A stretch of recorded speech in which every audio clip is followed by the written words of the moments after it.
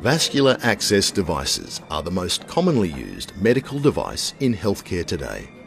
Over 90% of patients will require some sort of vascular access to facilitate delivery of essential drugs and fluids, while 70% of all hospitalised patients will require a peripheral intravenous catheter.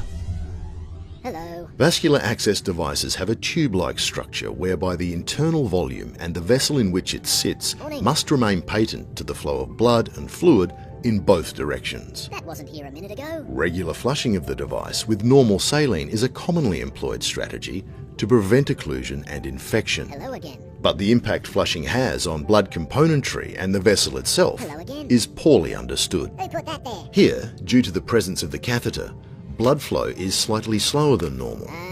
Over time, platelets will transform, during the process theorised in Virchow's triad. The components of this triad are stasis of blood flow, endothelial or vessel wall injury, and hypercoagulability.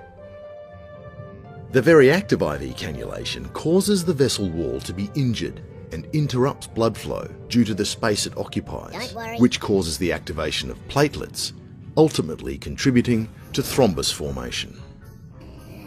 Regular flushing of the catheter is defined as the act of moving fluid out of a vascular access device and into the bloodstream to assess and maintain patency and prevent drug precipitation. But there's more to IV patency than rinsing the catheter. Let's have a closer look. A typical IV flush of 5 to 10 mL of normal saline is delivered over 3 to 5 seconds, or 2 to 2.5 mL per second, which, when compared to the normal rate of blood flow, is very fast.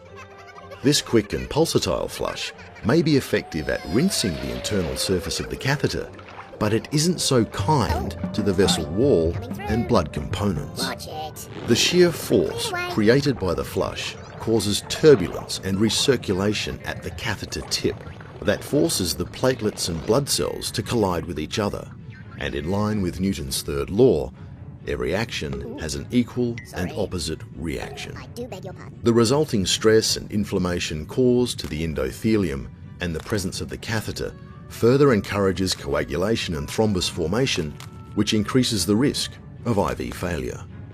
It could be that the quick flush, while good for rinsing the catheter, I say. may not be so good for the vein and blood flow, and may be a contributing factor to IV complications and failure. Mind how you go.